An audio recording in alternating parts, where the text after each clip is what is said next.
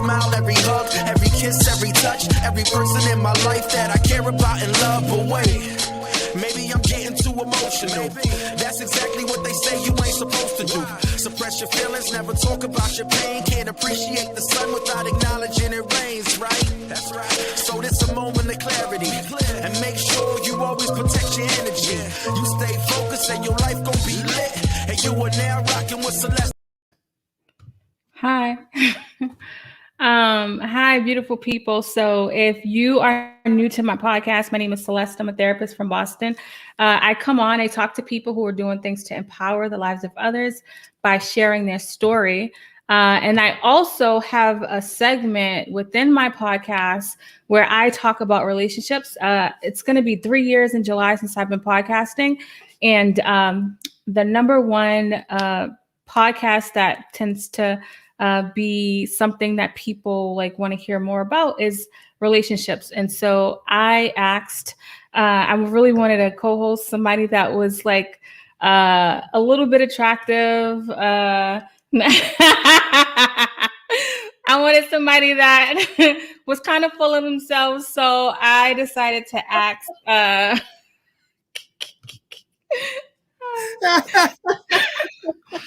I wanted somebody that was kind of full of himself. So I was like, let me ask Jeff, because he's like kind of full of himself. Hi, Jeff. How are you? Well, there you go. There's no better intro than that. That's right. I like a little bit attractive. I like a little bit. That's how you really get somebody. You got to really let the air out of the ego. Slide a knife between the ribs. Yeah, a little bit attractive. Thank you. I mean, I can't like blow you up too much, because your head's already big, Right. You got to keep me humble. Yes, exactly. Thank you, folks. How you doing? I'm Jeff. I'm an executive coach and leadership coach and facilitator, and I like to help people solve problems. And apparently, I also like to be insulted by my collaborators in a backhanded way. Right. So thank you. I'm a little bit attractive. I'm going to take that as a compliment. Thank you. Oh, okay, good. It's better than not at all, Mm-hmm. I mean, our last podcast, we talked about just, kind of say you just want to, I got motivated. I wanted to say how I felt. So I decided today was the day. And I ain't sugarcoating nothing. I'm going to just tell you. Yeah. Hey, you attractive a little bit. I'm sorry. Okay. So, okay, I'm going to try to be good. Okay. So what we do is we answer your questions about relationships. So I have a few questions that I'm going to put up. And if you are listening and want to ask a question, you can. If you ever want to ask a question anonymously, you can always go to the website, CelesteTheTherapist.com /relationships. And you can add your question. I don't know if this will show up in one. So you can add your question. So I'm going to read the questions. So I've seen the questions. Jeff have not seen the questions. So he has no idea what we are going to be. All right. All right. So I'm going to read it. Mm-hmm. I don't know if it's showing up, the whole question showing up. So I'm just going to read it from the thing. All right. So for my listeners, how do I know when I should move on? I have a situation with someone where we have an extremely deep connection. We can have sex and talk about anything. We have been in each other's lives for the last 4 years. I am 35 now. He says he's not ready for anything serious. I have tried to go on dating apps, but I am having a hard time thinking about him. I am getting older and fear I may be missing out on having a real relationship with someone who is ready. I am curious about your opinion on this because I keep going back and forth about this. The whole thing didn't show up, right? It didn't all show up, but I think I follow. And I think people, this has got to be a top 3 biggest questions.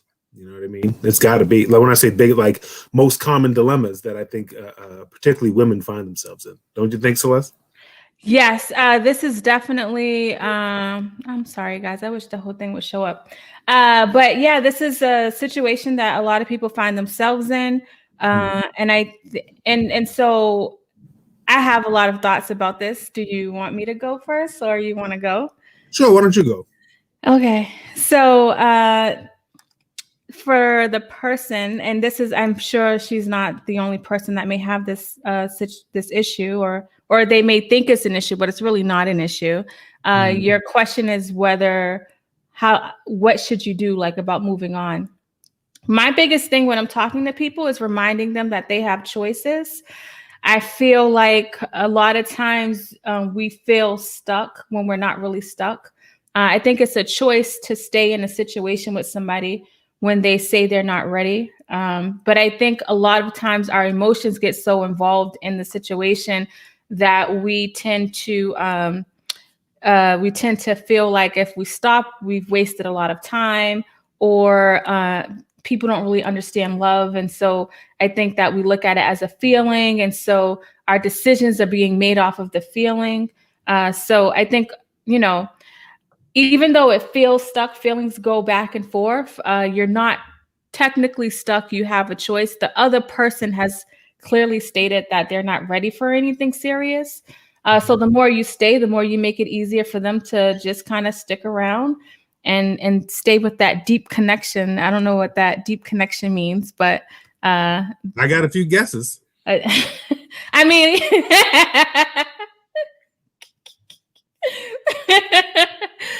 I'm pretty sure it goes deeper than sex. It seems like it. She says we have good conversations as well. But I think when sex is involved, people can mistake that for something more than what it is. So here's what your thoughts. Well, let's deconstruct, right? So there's a lot embedded in this, whatever. It said he's not ready for anything serious. So to some people, somebody that you can talk to about anything and have sex is serious, right? Say that one more time. Sorry, I missed it. So this writer says, we can have sex and talk about anything. And we've been in each other's lives for the last 4 years or however long. But he says he's not ready for something serious. Now, let me say that a lot of this has to do with those embedded assumptions and implicit contracts, in that for some people, having sex with somebody is pretty serious, right? For some people. That's so true. I forgot about that. Yeah. And someone you can talk to about anything, and you've been doing that for 4 years, that is serious.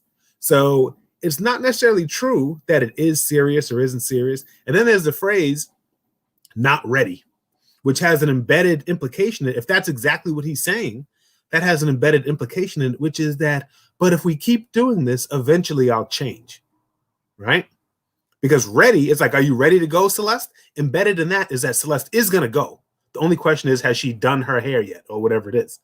Whereas in actuality, after 4 years, could it be possible that where you want to go, this person does not wish to go?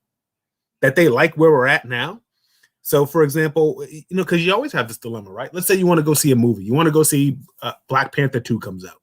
Okay, they find lost footage of Chadwick Boseman. It's going to be huge. Okay, now you got two things: A movie you want to see, and B, the person you want to go with. Now, there are certainly people that want to go see Black Panther, but do you want to go see it with Ivanka Trump? I don't want to go see. Right? Even if she wants to see it, I don't want to see it with her. So that's a case where she and I both want to go to the same place, but I don't want to be with her. Right? And then there's the other thing. I want to go see it with Michelle Obama. But does she want to go see it with me? She does. If Black Panther 2 comes out, Michelle Obama going to see it. But is she going to see it with me? Well, she's probably going to see it with Barack or the girls or Oprah or any of the people Michelle Obama can go see it with. She don't need to see it with Jeff. So in this case, this writer wants to do something and they want to do it with this person. They know who they want to do it with. So the question is, this person apparently doesn't want to do this thing with you, which is if you're dreaming of moving in, getting married, having kids, right? This person likes you for having sex and talking. That's what they like you for. After 4 years, I'm not optimistic that that's going to change. This is not 3 months, 5 months, 6 months. 4 years, long time, right? So if you want them to be in a committed monogamous relationship, you want to have children, you want to move in, you want to start a business, whatever it is you're thinking is serious, this person clearly says, I like you for this, but not for that. And that ready, if they're actually saying the word ready, which sometimes people hear someone say ready when they really say that's not what I'm looking for. But if this person's saying, I'm just not ready, they know that they like circling, but they don't want to land. And so all that is to get to where Celeste was saying, which is Your choice is either to go see Black Panther with somebody else or to not see Black Panther. Or wait for Michelle to be like, I'll see it with you, Celeste. Yeah, I'll see it with you one day, but not now and not in the future. It's been 4 years. I know every corner of your vagina, but I don't want you to be my girlfriend. I know every corner and every pocket. I hide stuff there for later, but I'm not going to be your boyfriend in this case. You see what I'm saying? So these are your choices. And you're right. Women are we've talked about this before, but women women have an advantage early on in the dating game. Everyone remembers when men and women are 16, we're both, sophomores in high school. Suddenly these women, if they want these, 16-year-old girls, can date college boys easy, right? And they can get in. Almost every girl goes, when I was 17, I used to get into bars and stuff like that. Even though I was 17, I could get in. And boys are still like adolescent, like they're boys. They're not grown men in the world. But women can, females can move as grown women in the world starting at 15, 16. I'm not saying it's good. I'm just saying it's the case, right? And boys don't become like men until they're like in their early 20s, right? Right. Now we're at the other end. And now you're 35. This guy, assuming he's 35 too, he can have children. He can have children his whole life, but he can probably conceive easily into his 50s. But at 35 years old, a pregnancy, for example, is called a geriatric pregnancy. I don't make the rules. That's just what they call it, right? By the time you're 40, I forget the numbers, but it's like less than 10% of women can conceive after 40. So if what we were talking about is children, for example, you're on a clock that he's not on. That's a fact. So you do have a choice to make, right? If Black Panther is having children, you can either have children with somebody else or not have children if he's going to take another 5 years. The truth is, I don't think he's going to take another 5 years. I think he sounds like somebody who's going to hold this holding pattern as long as he can. Sex and conversation sounds great, but I don't want to do nothing else. That's what I would predict. I don't know because I don't know this person, but saying I'm not ready is a way of acting like tomorrow I might. But how many tomorrows you've been through? 4 years is 120, 1,200 tomorrows. Mm-hmm, mm-hmm.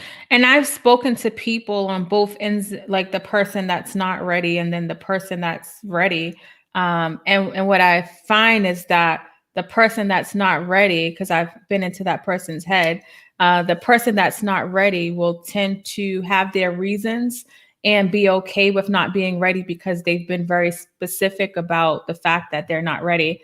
And then on the other end, I'm talking to the person about the fact that, well, they're saying this, but they go by their actions. That's not fair because of the way that they say this or the way that they treat me and so I think what you said earlier about what one person may think is a contract about a relationship versus what another person might see. And I think the societal norms has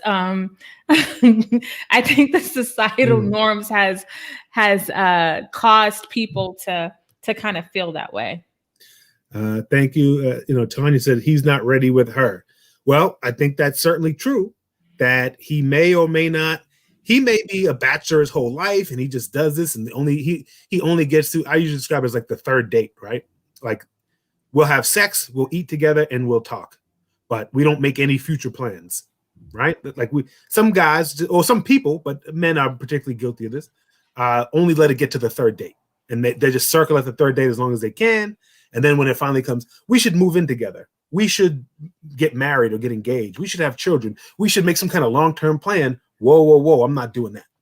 Right. And so, yeah, the fact is she needs to, if I was her, I would recognize and say, it's okay. I understand. Right. It's not immoral for him to do this because he didn't promise her. The word ready has a little bit of an implicit thing, but it's not a promise. It's as if he went to the dealership every day acting like he was going to buy a car, but all he did was eat the free samples and test drive. Right? He just drinks the coffee, eats the donuts, and test drives. But the stuff is free. So that's not against the rules. But at a certain point, if you're like the salesperson just spending all this time with them, just letting them test drive the different cars every day and drink up all the coffee, at a certain point, you're being a sucker. Yeah. And I want you to know the person that's listening or people that, are in the situation, the person not wanting you does not change your value. It doesn't mean you're less than or you're not valued or wanted. it's just that that's not what the person wants, but that's one person.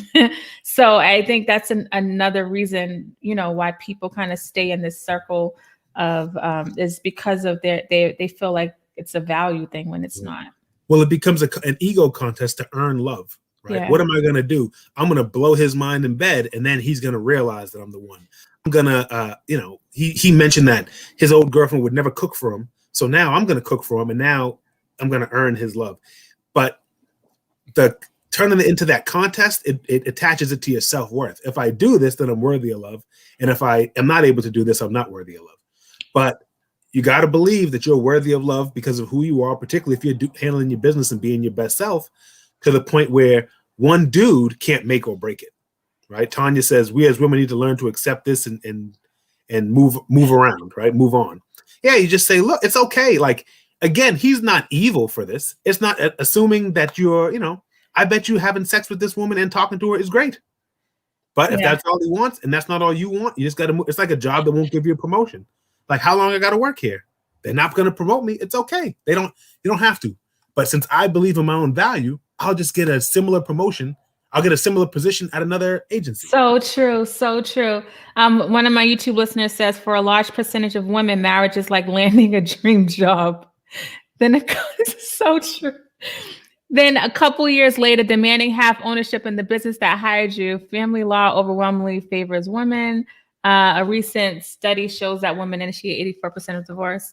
I know. I think it's a part about quantum vortex energies bringing the data, which is funny. a recent Brookings that reads a recent Brookings Institute poll shows. Listen, we could debate whether the person is right or wrong. That's called macro, right? We back off and say, should men marry women or should women marry men? But in this instance, this woman, she didn't say marriage. We're assuming that when she says serious, she means kids. Woo! Now, do me a favor. Send your. I need to talk to you about a few issues. So if you could, quantum vortex energy, send your info to me, and I could. We have some things to discuss. We'll talk about your fee. No, but that puts another spin on the statement. I'm like, okay. But right. So she's looking at the macro level and saying, you know, marriage is not why would he enter into this contract? Because marriage is not beneficial. The writer did not mention marriage. They just said serious. It could just be, I just want a boyfriend. I want to live together. I want to know, I don't want it to be he shows up at 2 a.m. Yeah. I want it to be, we know we're together every night. You know, think of the difference between every night you wonder, are you going to eat with your mate or the person you want to be your mate? Or it's just understood. You hit them up and say, hey, what's for dinner tonight? Do you want to get Chinese again? You see what I'm saying? Like, that's a big difference. That doesn't have to be marriage. Quantum vortex energy, I don't disagree, but we're focusing in on individual. Do you know what I mean? Yeah. So for that reason, we're not going to conquer that now, but we should have you on because Jeff has some thoughts on what you're saying too, and they may be in line. I knew there would be. I'm going to move on to my next question. All right, hold on. Let me just redo that. Hold on. Let me just take out part of that so that your podcast. Okay, let me just put this part of the question up. Okay. Can you share on your next show how to stop accepting crumbs in a relationship?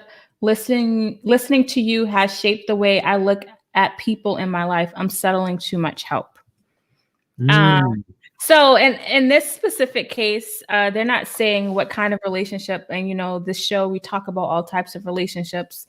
Do you want to take this? I love talking about this stuff. Sure. Well, so when I see this, let's take accepting crumbs, meaning that you believe that you deserve a slice of the cake, but instead you just get a few crumbs. Then you negotiate with yourself and say, well, some crumbs are better than nothing, so I'll take it. So it's like accepting less than you believe you deserve. Now, some people, you know, we could debate on what you deserve or what you don't deserve, but let's lock into the idea that you're accurate about what you deserve in life, right? Then the next thing you have to do is decide on your non-negotiables and then don't negotiate them, right?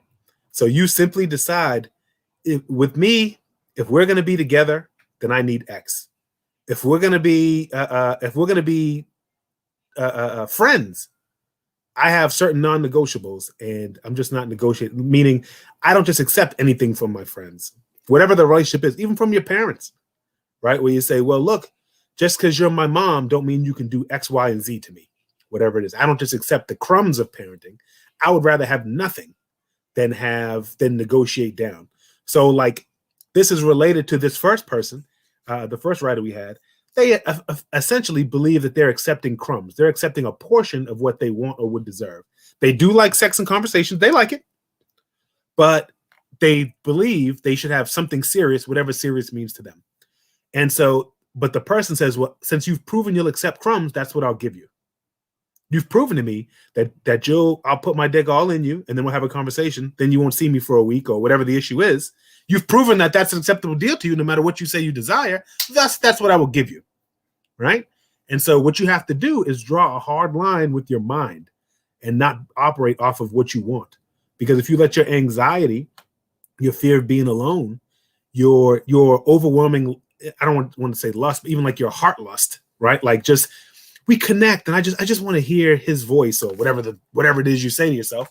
If you let that dominate, you'll continually be in a situation where you can kind of be enticed, you know? And so what you have to do in the end is draw an intellectual line and say, I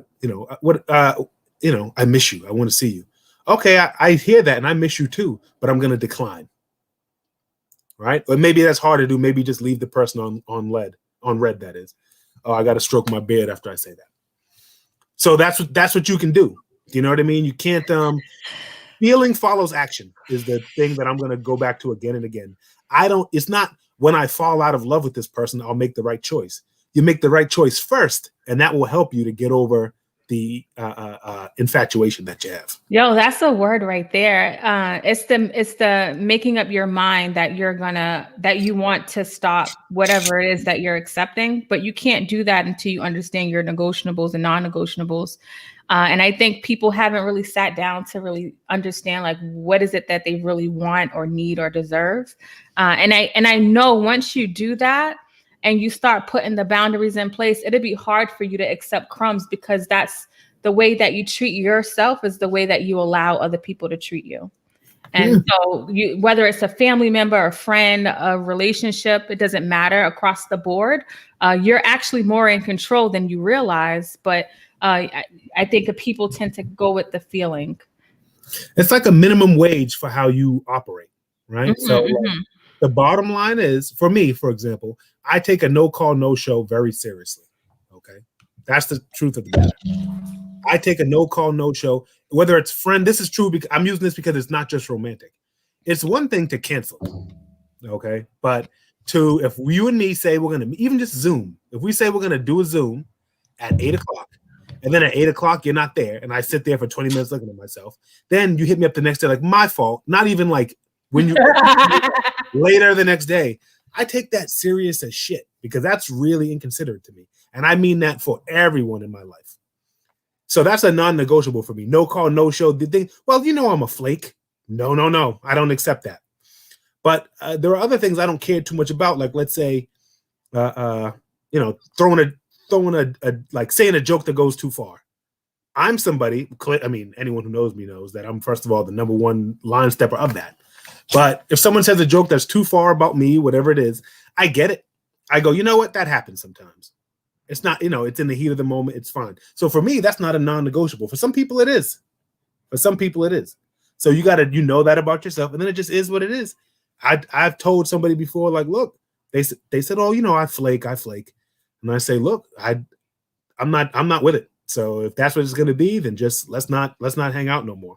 Yeah, I like that. And I just want to read a comment from my Periscope listener. It's sometimes fear of the unknown, even though you're in a situation you don't like, it. So there's a lot of fear around change as well for the person that feels like they're accepting crumbs. Just understand that it's part of the process of growth and change, is that there's going to be fear. Right. So that's called, sometimes it's called status quo bias, right? Just the idea that, like, well, the better the devil you know than the devil you don't. Just the feeling that, yes, I'm being abused in here, but if I go out, maybe I'll get abused. You're already getting abused in here, so you might as well go out. You know what I mean? Like, what do you got to lose? another way to kind of think about that. So I tell Celeste, right, I'm deeply in love with Celeste, but all she does is use me for my body and then don't call me for a month. Okay. So then I tell her, like, look, I'm a good person, Celeste, and there's a lot of people that want to date me. So you shouldn't do this to me, Celeste. And really, if I really believe that, then Celeste wouldn't be able to do that to me because I would just go deal with the other people. There's a lot of people that want what I got to offer. Okay, then deal with them. That's your leverage. But just said, no, Celeste, this is wrong. How you just use me and throw me away. Celeste is like, look at you. You're saying how everybody wants you, but you're chasing me. So I'm going to go off your actions and feel like I can still treat you this way. Yeah, I know. It's a hard truth. It's a really hard truth to for people to kind of face. But if it was easy, everybody would be doing it. Yeah, we'd be out of a job if it was easy. But the truth is, as always, you got to be intentional. You got to look at your life. If you just go by like your feelings, imagine it's like the difference between mapping out like where you're going to go, right? Like before GPS, Mm-hmm. I'm going to take a left here and do this and do that. And just going like, I don't know, every time I get to a crossroads, I'll just feel whether it's a left or a right. Why would you think that you could do that? You know what I mean? Like, you got to be intentional. I know where I'm going, and here are the directions. Same thing with all the decisions in your life. Just knowing, and particularly if you got a long string of failed relationships, which almost everybody does, then we know that your instincts aren't that great. Mm-hmm. Yeah, you're right. Proof is in the pudding. Yeah. And like John says, there's a lot of wrong learning that we've gotten from our parents. And at some point, we had to throw out and start over. So, a lot of times, this is another good point, is that a lot of the ways in which we operate have been shaped by our environment and what we were exposed to. So, give yourself some grace as you're trying to like figure this shit out, because it's not easy when you're trying to unlearn years of a way of doing things and relearning some new stuff. Right. It just feels like your instinct, right? If you trace most of the brands you buy at the grocery store, you can buy Jif, Skippy, Peter Pan, No Name, peanut butter. But you probably go for the same one every time. And most of the time, it'll just be the one they had in your house. I don't even, for me, I use that example because for me, I don't believe that I can like tell the difference between Skippy and Jif and the teddy bear one and all that. But every time I go, I look for Skippy. You know why? That's what my mother bought. Mm-hmm. So you got a bunch of stuff like that in your life that it just looks familiar. It looks right. So instead being intentional and slowly doing an audit and going, yeah, why do I think this is normal or put up with this or accept things that I don't like or whatever it is. But this is not any one day that you do it. This is a way of living for the rest of your life where you decide to be intentional about the decisions you make. Skippy might be the best, or I might not care. But instead of going off the default, I'm re-examining every one of my defaults. Yes, that's good. I like it a lot. All right, let's get to our last question. Let's see. Let's see if I can put this all up. I don't know. That's so weird. Why? All right, let me see. I'm gonna have to read it. Okay.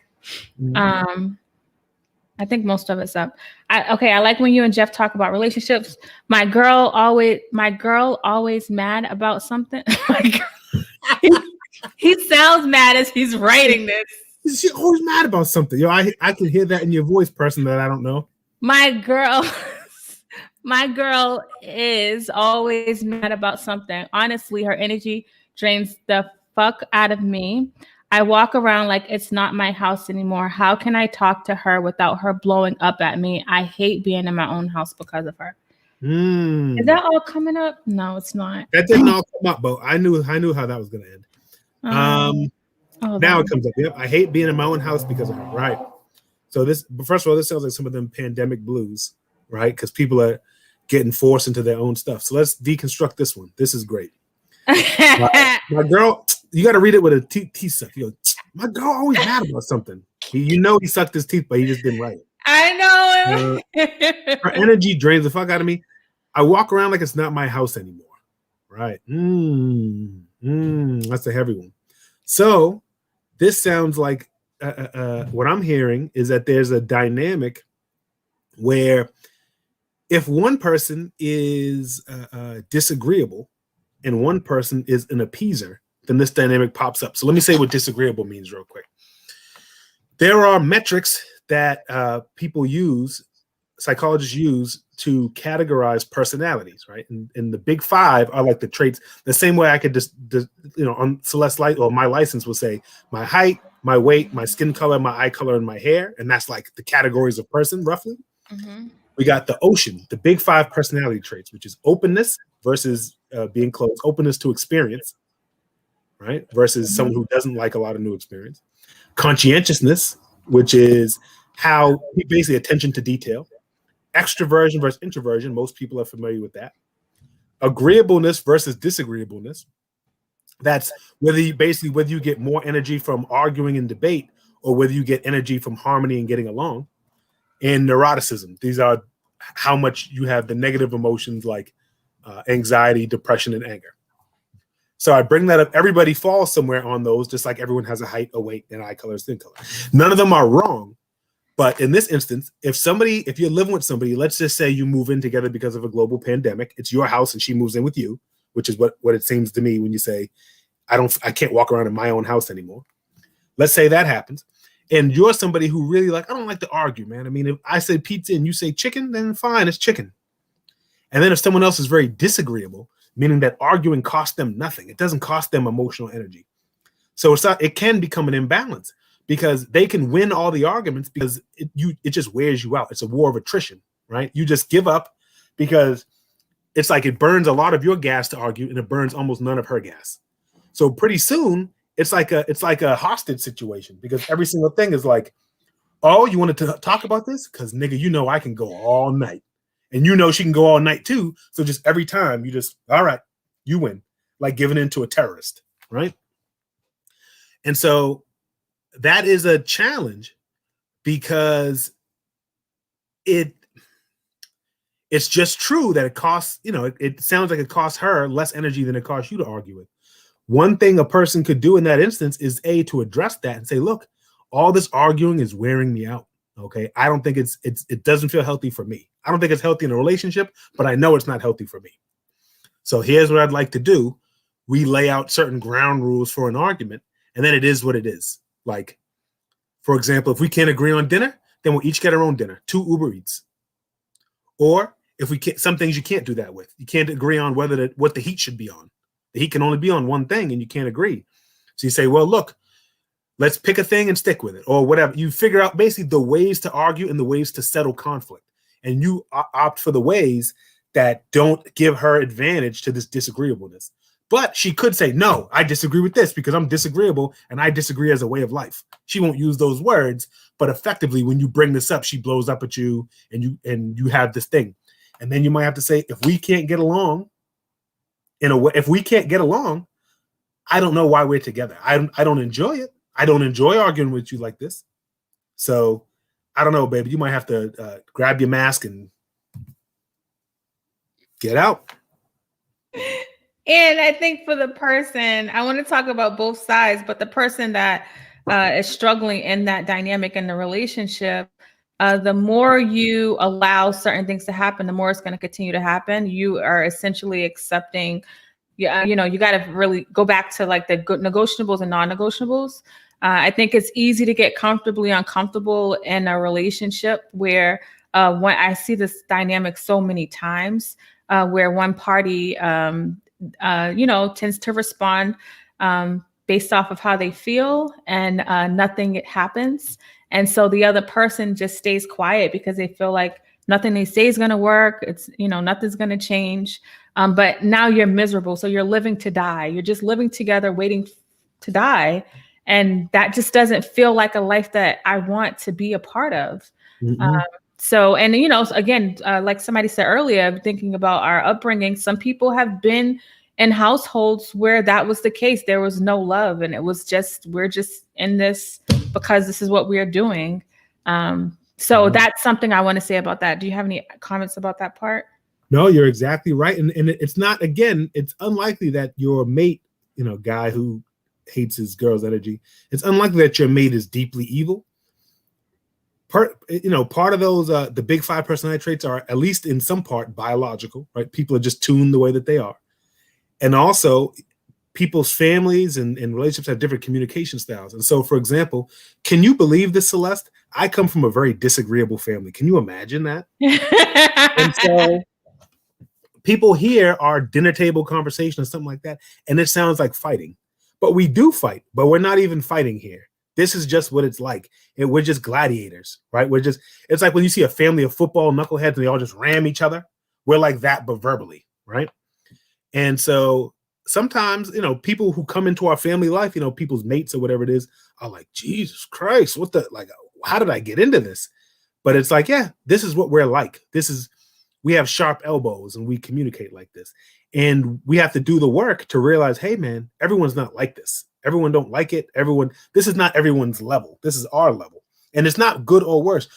I hope quantum vortex energy is very disagreeable. I want my divorce attorney to be a beast, but I don't want my children's librarian to be a beast. Do you see what I'm saying? So it's not right or wrong. It's just the way that it is. Yes. But these mismatches, because really we're not using this word, but this guy's describing being bullied, right? Yeah. He's getting bullied in his house because if he don't agree, then he's going to get yelled at until he does agree. I'm not judging you for that, sir. I'm saying that it's because if you want to avoid conflict and she is happy to have conflict, she's won before it even starts. So you got to figure out, like, here's our rules of engagement. Here's the ways that we can engage that doesn't advantage you. Like, because it would be crazy if you said, I'll tell you how we're going to decide everything by arm wrestling from now on. That would, she'd say, whoa, you think we should always eat what you want to eat for dinner because you're stronger than me? So in the same way, now the way it's going now is like, well, we'll decide by who has energy at the end of a 2-hour fight. Yes. And so you want to say, no, that's not how we're going to do it. If we can't agree, let's say if you said, if we can't agree after 5 minutes, we flip a coin. And if you can't accept the coin flip, then you're on your own. That would be like a way. You know what I'm saying? I hear you. What I love doing this live because I'm looking at another another side of this that I didn't even think to say. So Miss Grant, hi, Miss Grant. Could this be a person who doesn't want to deal with issues because it feels like past relationships or childhood issues, but the woman is simply trying to resolve issues so that relationships last, right? So that's such a plausible thing that could be taking place for people listening as well. And again, Jeff and I only are able to get a snippet of a question, but I do want to be mindful of like all angles. And I think sometimes if you're used to not dealing with things and things come up and your partner wants to deal with it and it feels like they're bullying you when they may not be bullying you. Because I do know that is a plausible thing that could be happening right now. So I appreciate you for putting that up. That's great. Some people are avoidant, right? They have it. So in this case, Ms. Grant saying, could this person not have an avoidant conflict style, which is that they basically, when there's a problem, because you may know people, or I know families that are like this, when there's a problem, what we all do is don't talk about it. And it's a conspiracy of silence. We all disagree. Yes, grandpa is an alcoholic. Sure. Yes, he's passed out at the table with his pants off. Yes. What we're going to do is quietly move him to the other room and no one will ever speak of this again. And that's how we handle things. And it's rude to bring it up and say, should we do something about the fact that grandpa does this every Thanksgiving? And it's like, whoa, you're the wrong one for saying that. That is true. Some people have very direct confrontational styles. Some people are avoidant. Let me just say, Celeste, for me, I always say the way that we must approach this is to take the letter writer's words as the truth.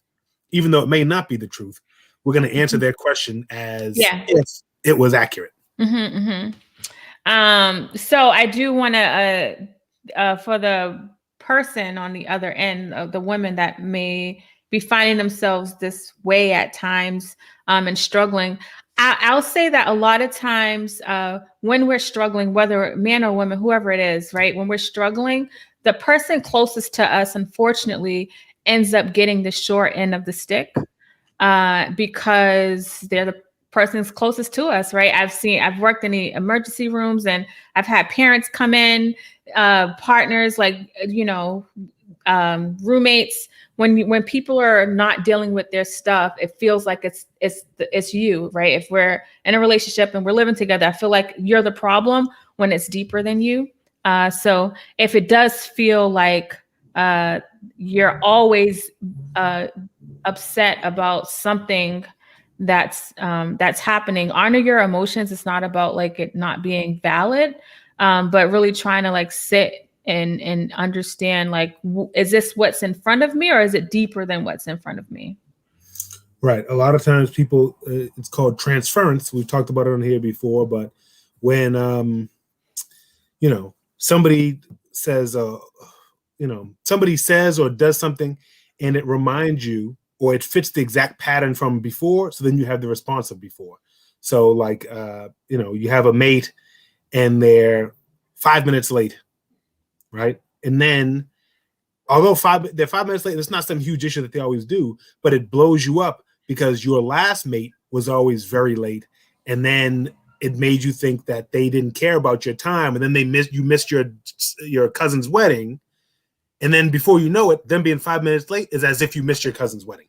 Yes, that makes a lot of sense. So your body keeps the score. A lot of times we're not acknowledging our pain. We're not acknowledging the way that our body responds. And so like, even though it could have been something that took place 10 years ago, believe it or not, your body can make a connection 10 years later.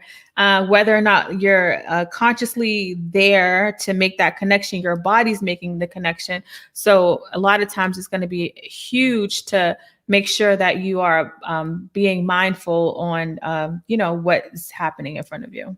Mm-hmm. Yeah, this was good. I feel like everything tied together around negotiables and non-negotiables, like what you should accept and not accept is based off of like you sitting down with yourself and figure what Jeff is going to accept in a relationship and what I'm going to accept is two different things.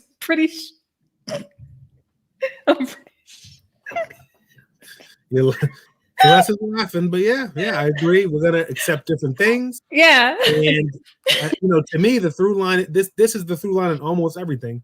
Almost always, it's like, how do I change somebody else? And then almost always, the answer is, here's how you can change yourself and see what happens. Yeah. Almost always, there's not another way. Everyone has autonomy. Meaning everyone. You can't make a 3-year-old, eat peas. They're 3. You're an adult. They can barely speak. You can drive a car. And yet, if they ain't eating them peas, they ain't eating them fucking peas, man. They're not eating them. There's nothing to do about it. All you can say is, if you don't eat your peas, you can't have dessert. If you don't eat your peas, you can't watch Dora. That's what you can do. Right. And then when you get older, it's a lot harder. I mean, a lot of people they don't care about the dessert. Right. And then but you really sound stupid if you say, you say, eat your peas. And in this case, your peas is being my husband. And then they go, I ain't eating those peas. You say, okay, I'm going to still blow you. Well, okay, then I'm really not eating the peas then. Seems to me like a win-win for me. I know. Thank you. Anything you want to say about these total things other than what you just said? Nope. I think this was great as always. I love the questions. I love the comments. Keep writing them in. Tanya Pretty Brown, I need to talk to you. Maybe we could get married. And then Miss Quantum Vortex Energy, I need to talk to you afterwards because if I'm going to marry this woman, I'm going to need to protect myself with a prenup and have a lawyer on retainer. Can you just tell people, I know people who's been here before know this, but about your... outside of, thank you, yep, Hella Black Trivia, outside of executive coaching and stuff like that, I also am I have Hella Black Trivia, which is what we sometimes refer to as trivia with seasoning. And so if you want a Black Trivia event, we do it every third Tuesday. For inclusion purposes, you can do it on Zoom. You don't got to come out in person and get a pandemic in your blood. Thank you. Yes. And then lastly, if people wanted to work with you, how could they find you? Jeff@rogersleads.com. That's all you need to know. You email me, we make it happen. And before you know it, your life is perfect in every way. Bye. Thank you. Bye. Thank you guys so much. That was another episode of Celeste the Therapist podcast. Don't forget thank you. Don't forget the show. This podcast streams on all podcasting platforms. So if you want to ever listen to it, this will be episode 290. So there are 290 episodes that you can check out. You have a great night too. And so YouTube, I don't know where people are listening to me at, but if you are listening to me on YouTube or Facebook, make sure you like this. But you can catch all like old episodes on YouTube.